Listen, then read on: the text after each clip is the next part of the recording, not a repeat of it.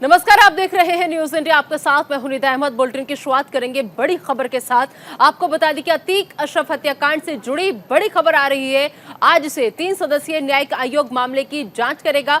Retired justice की अरविंद की अगुवाई में ये कमेटी बनी है। इलाहाबाद हाईकोर्ट से अरविंद त्रिपाठी रिटायर्ड हुए हैं। सबसे पहले सीएम योगी आदित्यनाथ के साथ बैठक होगी और फिर बैठक के बाद इस जांच को आगे बढ़ाया जाएगा। तो आज से 3 सदस्यीय न्यायिक आयोग इस अतीक अशरफ हत्याकांड के मामले की पूरी जांच करेगा। रिटायर्ड जस्टिस अरविंद है और सबसे पहले दरअसल सीएम योगी आदित्यनाथ के साथ अहम बैठक होगी। सीएम योगी आदित्यनाथ लगातार जब से यह हत्याकांड हुआ है, अतीक और अशरफ को गोली मार करके मौत के घाट उतारा गया है, तब से लगातार बैठकों का दौर जो है वो जारी है। प्रशासन के साथ, पुलिस के साथ, आला अधिकारियों के साथ योगी आदित्यनाथ लगातार बैठकें कर रहे हैं। और अब जिस तरीके से कल कमेटी का गठन किया गया था, आयोग का गठन किया गया था, लेकिन उसकी जांच आज से शुरू होनी है। लेकिन उस जांच से पहले भी सबसे पहले सीएम योगी आदित्यनाथ के साथ बैठक होगी। तो आज से 3 सदस्यीय न्यायिक आयोग जो है वो मामले की जांच करने जा रहा है। रिटायर्ड जस्टिस अरविंद की अगुवाई में कमेटी जो है वो बाकायदा बनी है, कमेटी का गठन हुआ है। और एक और अहम खबर, प्रयागराज के कुछ हिस्सों में इंटरनेट सेवा जो है वो बहाल हो गई है। 42 घंटे बाद प्रयागराज में इंटरनेट सेवा बहाल हुई है। रात 12 बजे के बाद इंटरनेट सेवा को बहाल किया गया है। अतीक अहमद की हत्या के बाद दरअसल इंटरनेट जो था वो प्रयागराज में बंद कर दिया गया था। फिलहाल इंटरनेट सेवाएं फिर से चालू कर दी गई हैं, लेकिन अभी कुछ ही हिस्से हैं प्रयागराज के जहां पर इंटरनेट सेवा बहाल हुई है। पूरे प्रयागराज में इंटरनेट सेवा बहाल नहीं की गई है। 42 घंटे बाद कुछ इलाकों में इंटरनेट सेवा को बहाल कर दिया गया है। रात 12 बजे के बाद से ये इंटरनेट सेवा बहाल की गई है। तो अतीक अहमद की हत्या के बाद दरअसल प्रयागराज में इंटरनेट सेवा जो थी वो बंद कर दी गई थी, लेकिन अब इस इंटरनेट सेवा को बहाल कर दिया गया है। लेकिन प्रयागराज के कुछ ही हिस्से ऐसे हैं जहां पर फिलहाल इंटरनेट सेवा सुचारू रूप से चल रही है, लेकिन अभी भी बहुत से इलाके ऐसे हैं जहां पर इंटरनेट सेवा को बंद रखा गया है।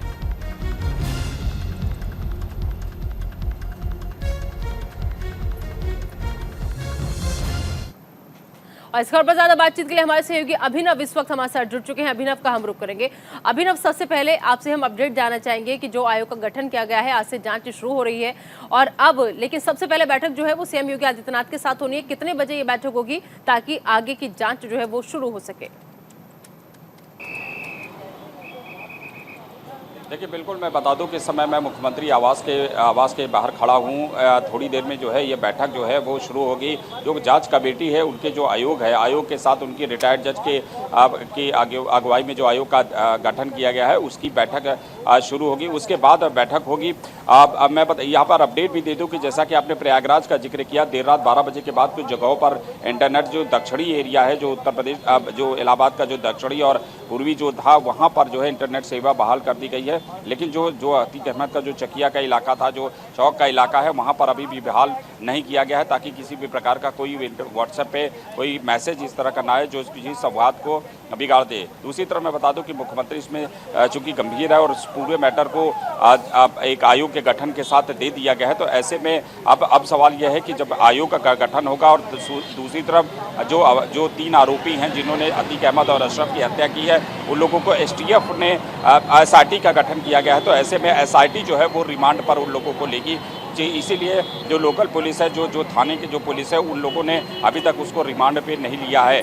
यहाँ पर दूसरी तरफ है कि लॉ एंड ऑर्डर को लेकर, सिचुएशन को लेकर मुख्यमंत्री लगातार बैठक भी कर रहे हैं। बैठक में सारे तमाम जो उनके पुलिस से जुड़े हुए और प्रशासनिक जो अधिकारी हैं, उन लोगों के साथ उनकी बैठक लगातार चल भी रही है और ये हर मॉनिटर रख रहे हैं कि ताकि कहीं भी जो है इस मामले को लेकर संवाद स्थापित। दूसरी तरफ मैं बता दूं कि जो गुड्डू मुस्लिम है, उसको पकड़ने के लिए एसटीएफ ने जो है तेज कर दी है। कल ही एक फुटेज आया था कि उसकी लोकेशन लास्ट जो है वो कर्नाटक में पाई गई थी। कर्नाटक में चुनाव भी है इस समय। ऐसे में कर्नाटक के बाद तो टीम यहाँ से एसआईटी की वहाँ पर एसटीएफ की कर्नाटक गई हुई है। इसके अलावा कई जगह, क्योंकि गुड्डू मुस्लिम वो शख्स है जो सबसे ज़्यादा जो है अहम है, क्योंकि लास्ट वर्ड से जब आपने अशरफ का देखा कि उसने गुड्डू मुस्लिम का नाम लिया था, तो क्या गुड्डू मुस्लिम को इसकी पूरी भनक है?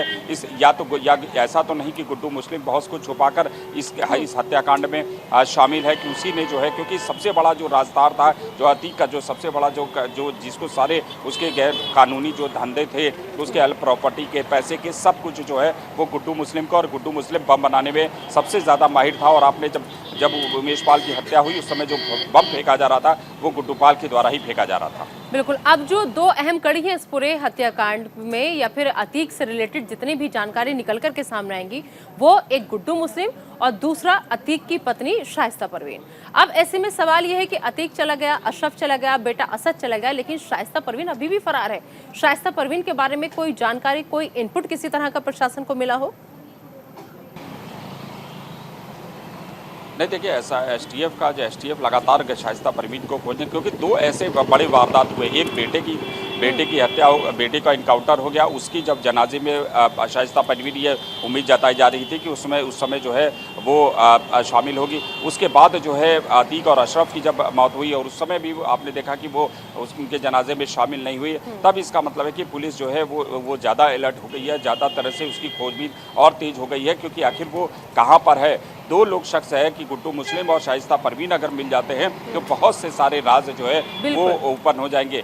अतीक अहमद की जिस तरह से हत्या हुई उसमें बहुत से सारे राज थे। तीसरा सबसे अहम है कि जो अशरफ ने कहा था 15 दिन पहले जब वो पुलिस वैन में जब उसको लाया जा रहा था इलाहाबाद, तो उसने कहा था कि अगर मेरी हत्या होती है तो मैं लिफाफे जो है सीलबंद लिफाफे वो अब चीफ जस्टिस ऑफ इंडिया को और उत्तर प्रदेश के मुख्यमंत्री को वो सौंप दिया जाएगा, उनके पास पहुँच जाएगा। वो लिफाफे का राज है, उसमें बहुत से अधिकारी को, और उसने उस अधिकारी का भी नाम नहीं बताया कि जिसने कहा था कि तुमको किसी न किसी बहाने बाहर निकालकर हत्या कर दी जाएगी। तो जो सीलबंद लिफाफे हैं वो भी एक बहुत बड़ा राज है कि उसमें किन जो सोर्स बताते हैं कि उसमें जो है 45 से 40 लोगों का नाम उसमें था। तो आखिर और क्या क्या लिखा हुआ था उस सीलबंद लिफाफे में, ये भी एक बहुत बड़ी जो है मिस्ट्री बनी हुई है प्रशासन के लिए और प्रशासन के साथ साथ उन लोगों के लिए कि उन लोगों जिनको की ये संभावना है कि उनके नाम उसमें इन्वॉल्व होंगे या जिसका अतीक और अशरफ के साथ इन्वॉल्वमेंट था, चाहे उसकी प्रॉपर्टी में इन्वॉल्वमेंट रहा, उसकी जो कंस्ट्रक्शन कंपनी थी उसमें इन्वॉल्वमेंट था, इसके अलावा जो उसके होटल व्यवसाय थे उसमें इन्वॉल्वमेंट था, बहुत लोगों को उसने पैसा दिया था। जैसे कि पिछले दिनों एक आया था कि उसकी वाइफ ने बहनों ने जब उसकी प्रेस कॉन्फ्रेंस की थी और उसने एक उत्तर प्रदेश के कैबिनेट मंत्री जो इलाहाबाद से ही हैं उनका नाम लिया था कि उसने 6 करोड़ रुपये उसको 5 करोड़ रुपये उसको दिए थे उसका। तो ये सारी जो चक्रव्यूह है, ये जो सारा जो मिस्ट्री है, ये अभी जो है सुलझना जो है वो बाकी है। जी बिल्कुल ठीक है। और अगर इंटरनेट सेवाओं की बात कर लें यहाँ पर, तो कुछ इलाकों में तो बहाल कर दिया गया है, बाकी और इलाकों में प्रशासन क्या कह रहा है? कब तक पूरी तरीके से प्रयागराज में इंटरनेट सेवा को बहाल कर दिया जाएगा या फिर अभी कुछ दिन कुछ इलाकों में पाबंदी रहेगी? देखिए, पहले प्रशासन जो है वो बहुत ज़्यादा फूक के कदम रख रहा है। पहले उसने जो सिविलाइंस के तरफ का एरिया था, जो गोविंदपुर फाफामऊ का इलाका है या फिर झूंसी के साइड का इलाका है जहाँ की अतीक का इन्वॉल्वमेंट बहुत ज़्यादा नहीं था, वहाँ पर इंटरनेट सेवा बहाल कर ये देखना चाहती है पुलिस की इसके बाद जो है इंटरनेट सेवा जैसी बहाल होती है, क्या कोई ऐसा मैसेज, कोई ऐसा वायरल मैसेज तो नहीं वो होता है, तब उसके बाद जो है वो धीरे धीरे फिर वो अतीक चकिया के इलाके का जो इंटरनेट सेवा है वो बहाल होगी। लेकिन इसलिए ये कर रहा कि अगर कोई वायरल वीडियो चलने लगता है या मैसेज चलने लगता है इलाहाबाद में जो एरियो को ओपन किया गया है, तो उसके बाद फिर वापस पूरा जो है वो बंद कर दिया जाएगा। और अगर नहीं होता है, हालांकि मैं बता दूं कि पूरी तरह से इलाहाबाद को इस तरह में छावनी में तब्दील कर दिया गया है और जो ये चकिया का इलाका है, जो राजरूपुर का इलाका है, जो भूरपुर का इलाका है, जो अब ये सारे एरियो में जो है एक्स्ट्रा बटालियन जो है वहाँ पर लगा दी गई है, यानी फोर्स जितनी है वो बहुत पर्याप्त है। उसके बावजूद भी जो है रैपिड एक्शन पे फोर्स जो है वो एडवांस में टीमें वहाँ पर है कि अगर कोई बात होती है, कोई घटना होती है या किसी तरह का होता है तो उसको जो है तुरंत मौके पर जो है डिप्यूट कर दिया जाएगा। बिल्कुल, चलिए ठीक है, बहुत बहुत शुक्रिया इस तमाम जानकारी के लिए अभिनव आपका। और चलिए आगे बढ़ते हैं और दूसरी बड़ी खबर का रुख कर लेते हैं। आपको बता दें कि जहरीली शराब कांड पर अब सीएम नीतीश ने अपना रुख बदल लिया है। जी हाँ, जहरीली शराब पर सीएम नीतीश के तेवर जो है बदले हुए नजर आ रहे हैं और एक बार फिर से वो पलटे पलटे नजर आ रहे हैं। अपने ही बयान से सीएम नीतीश कुमार पलट गए हैं। जी हाँ, उन्होंने 4 महीने पहले कहा था, आपको याद होगा, खूब वायरल हुआ था उनका वो बयान जिसमें वो कहते नजर आए थे कि जो पिएगा वो मरेगा। पहले कहा कि शराब से मौत होने पर मुआवजा नहीं मिलेगा और अब उन्हीं नीतीश कुमार ने 4 लाख मुआवजे का ऐलान कर दिया है। जी हाँ, लोकसभा चुनाव करीब आते ही बिहार के सीएम नीतीश कुमार एक बार फिर अपने पुराने बयान से वो पलट गए हैं और बता दें आपको कि दरअसल बिहार के मोतिहारी में जहरीली शराब पीने से अब तक 35 से ज्यादा लोगों की मौत हो चुकी है, जिसके बाद राज्य के मुख्यमंत्री नीतीश कुमार ने जहरीली शराब पीने से मरने वाले लोगों के परिजनों को 4 लाख रुपए का मुआवजा देने का ऐलान कर दिया है, जिसे अब चुनाव देखते हुए उनका यू टर्न माना जा रहा है। बताने की करीब 4 ठीक 4 महीने पहले दिसंबर में जहरीली शराब पीने की वजह से छपरा में 60 से ज्यादा लोगों की मौत हो गई थी, जिसमें उन्होंने मुआवजा देने से साफ इनकार कर दिया था।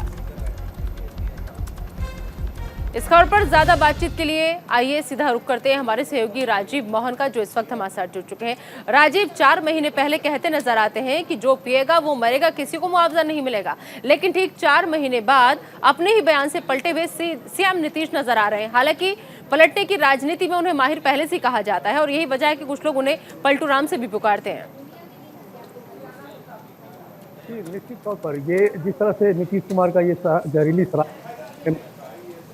आया है, तो कहते हैं कि ये पहले से पूर्व में इन्होंने था कि जो पिएगा तो, और उसके बाद इनकी काफी, अब इसको लेकर भी भाजपा कह रहे हैं कि मैं अपने बयान से रद्द, लेकिन ये एक राहत तरह से भी देखा जा सकता है कि जहां अब तक इसमें से 2 लोगों की और मौत 38 है, और शासन के द्वारा है इन लोगों की पहचान की जा रही है जिन आपको मौत हुई है। देखते हैं कि ये जो कांड आज से 4 दिन शुरू, आपकी आवाज में ऑडियो में कुछ दिक्कत हो रही है, आपके पास हम आएंगे, लेकिन दरअसल जो अहम खबर हम बता रहे हैं वो आपको बता दें कि वो नीतीश कुमार जो पहले साफ ये कहते नजर आ रहे थे 4 महीने पहले कि जो पिएगा वो मरेगा, मुआवजा देने से भी साफ इनकार उन्होंने कर दिया था। लेकिन जब विपक्ष ने मृतकों के परिजनों को मुआवजा देने की मांग की थी तो सीएम नीतीश कुमार ने विधानसभा में कड़े शब्दों में इसका विरोध किया था। उन्होंने विधानसभा में कहा था कि जहरीली शराब से मौत होने पर किसी को मुआवजा नहीं दिया जाएगा। क्या कहा था ठीक 4 महीने पहले बिहार के मुख्यमंत्री ने, आइए सबसे पहले आपको वो सुनवा देते हैं। पी के मर जाएगा तो उसको हम लोग कंपनसेशन देंगे, सवाल ही नहीं पैदा होता, ये कभी मत सोचिए। और नहीं, अगर यही करना है तो सब मिलके तय कर लीजिए। खूब कहिए कि शराब पियो, इसलिए ये सब बात ठीक नहीं है। पिएगा, गड़बड़ पिएगा, मरेगा। बिहार में जहरीली शराब से पीने वालों की संख्या जब शराबबंदी लागू नहीं था तब भी, और आज भी उसकी संख्या कम है। और दूसरी जगह खूब जहरीली शराब, जहां शराबबंदी लागू नहीं है वहां भी जहरीली शराब पी के मर रहा है।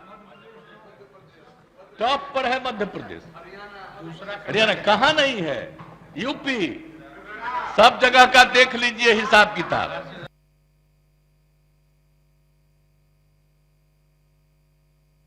दारू पी के मर जाएगा तो उसको हम लोग कंपनसेशन देंगे, सवाल ही नहीं पैदा होता, ये कभी मत सोचिए। और नहीं, अगर यही करना है तो सब मिलके तय कर लीजिए। खूब कहिए कि शराब पियो, इसलिए ये सब बात ठीक नहीं है। पिएगा, गड़बड़ पिएगा, मरेगा। बिहार में जहरीली शराब से पीने वालों की संख्या जब शराबबंदी लागू नहीं था तब भी, और आज भी उसकी संख्या कम है। और दूसरी जगह खूब जहरीली, जो शराब पिएगा वो तो मरेगा ही, ये तो उदाहरण ही सामने है कि पियोगे तो मरोगे। जो शराब पिएगा वो तो मरेगा ही, ये तो उदाहरण ही सामने है कि पियोगे तो मरोगे। जो शराब पिएगा वो तो मरेगा ही, ये तो उदाहरण ही सामने है कि पियोगे तो मरोगे। जो शराब पिएगा वो तो 4 महीने पहले का बयान सीएम नीतीश कुमार का आपने सुना कि 4 महीने पहले वो कैसे कहते हुए नजर आ रही थी कि जो पिएगा वो मरेगा, लेकिन 4 महीने बाद ही अपने बयान से वो पलट गया और अब 4-4 लाख रुपए का मुआवजा वो दे रहे हैं। चलिए आगे बढ़ते हैं। बिहार से एक और अहम खबर आप तक पहुंचा दें। आपको बता दें कि बिहार में खनन माफियाओं के हौसले बुलंद हैं और इस कदर बुलंद है कि दानापुर में पुलिस ने टीम पर हमला कर दिया। महिला अधिकारी को घसीटा गया और हमला किया गया। अब हमले का वीडियो सोशल मीडिया पर जमकर वायरल हो रहा है। पुलिस ने फिलहाल इस पूरे मामले में वीडियो वायरल होने के बाद 44 लोगों को गिरफ्तार कर लिया है।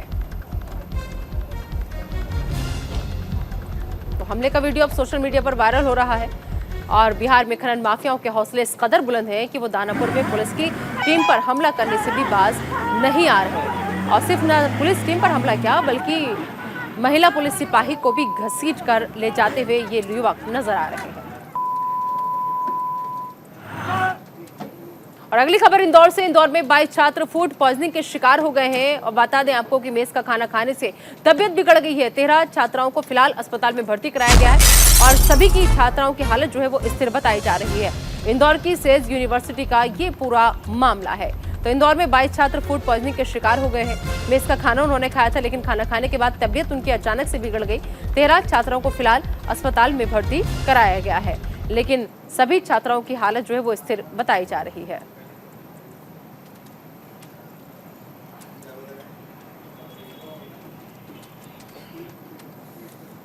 और एक और अहम खबर, भारत में आज एप्पल का पहला स्टोर जो है वो खुलने जा रहा है। जी हां, मुंबई में एप्पल का पहला स्टोर खुलेगा और एप्पल के सीईओ टिम कुक जो है वो इस दौरान मौजूद रहेंगे। टिम कुक एप्पल स्टोर पर ग्राहकों का स्वागत करते हुए नजर आएंगे।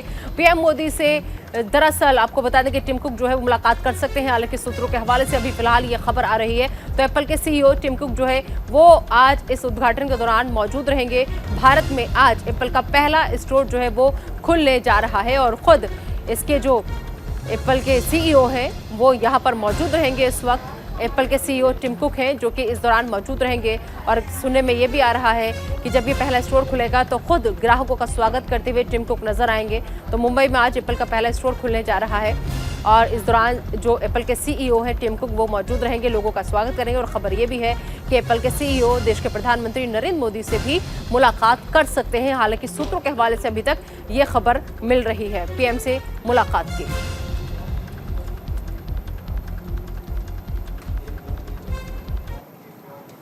और अब बात राजस्थान कांग्रेस की। राजस्थान कांग्रेस में राजनीतिक बयानबाजी चरम पर है। सचिन पायलट समर्थक राजेंद्र गुढ़ा की चुनौती जो है वो ठीक सामने आई है। कांग्रेस आलाकमान को खुली चुनौती दी गई है। सचिन पायलट पर कार्रवाई करके तो दिखाएं, अगर कार्रवाई हुई तो छठी का दूध याद आ जाएगा, ये कहते हुए नजर आए और कांग्रेस आलाकमान को खुली चुनौती देते हुए नजर आए। राजस्थान कांग्रेस में राजनीतिक बयानबाजी चरम पर है। अब एक बार फिर से ये वीडियो वायरल है, क्या कहा सुनवाते हैं आपको। मेरी धर्मपत्नी ने पहले ही कह दिया, गुड्डा अरे बोले मंत्री जी रुक जा, बोले ये मुख्यमंत्री तेरे को टिकाएगा। मेरे तो जेल को लाइसेंस भी रिन्यू करवा को टाइम आगो है।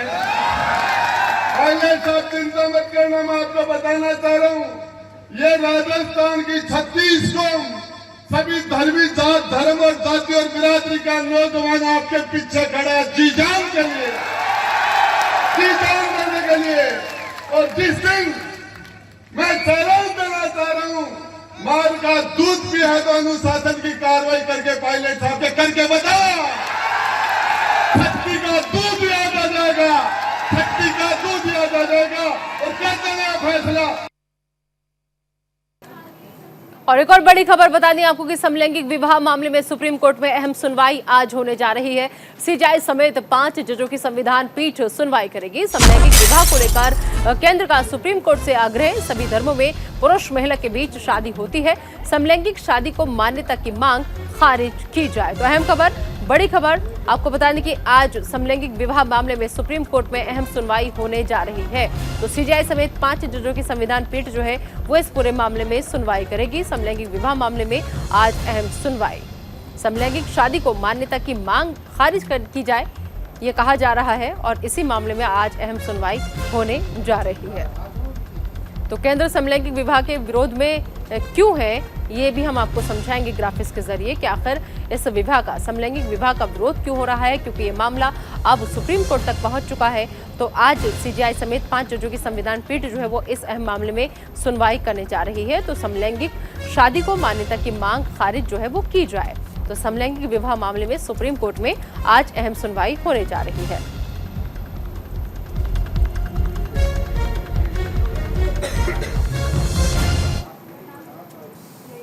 और इधर एक और अहम खबर आ रही है कि मुंबई में उद्धव ठाकरे से मिले हैं केसी वेणुगोपाल। दोनों नेताओं के बीच मातोश्री में मुलाकात हुई है। राहुल गांधी और उद्धव ठाकरे के बीच मीटिंग हो सकती है, इस मुलाकात के पीछे ऐसे कयास लगाए जा रहे हैं। तो अहम खबर, बड़ी खबर, मुंबई में उद्धव ठाकरे के साथ केसी वेणुगोपाल की तस्वीरें सामने आई।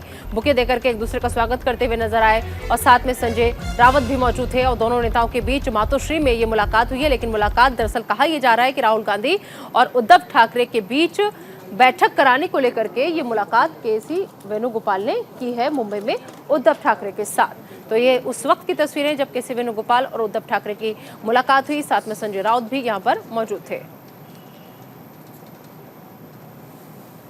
और अब गैंगस्टर लॉरेंस बिश्नोई से जुड़ी बड़ी खबर आप तक पहुंचा दें। आपको बता दें कि लॉरेंस बिश्नोई की पटियाला हाउस कोर्ट में आज पेशी होगी। राजस्थान से जुड़े एक मामले में कोर्ट में पेशी होनी है। आपको याद होगा, सिद्धू मूसेवाला हत्या मामले में आरोपी है लॉरेंस बिश्नोई। लॉरेंस बिश्नोई पर इन सब के अलावा 36 आपराधिक मामले भी दर्ज हैं। तो गैंगस्टर लॉरेंस बिश्नोई अप्रैल 2010 में अपराध की दुनिया में उसने कदम रखा। बीते 12 सालों में 36 मामलों में वो शामिल रहा। पंजाब में 17 आपराधिक मामले दर्ज हैं। FBI की मदद से दिल्ली पुलिस ने मैक्सिको में उसको गिरफ्तार किया। सिद्धू मूसेवाला हत्या मामले में आरोपी है। सितंबर 2021 में जबरन वसूली और धमकी देने का मामला है और जयपुर पुलिस ने लॉरेंस बिश्नोई पर मुकदमा जो था वो दर्ज किया था। तो आज लॉरेंस बिश्नोई की पटियाला हाउस कोर्ट में एक मामले में पेशी होने जा रही है। फिलहाल इस बुलेटिन में अभी के लिए इतना ही। आप दीजिए इजाजत, लेकिन बने रहिए न्यूज़ इंडिया के साथ।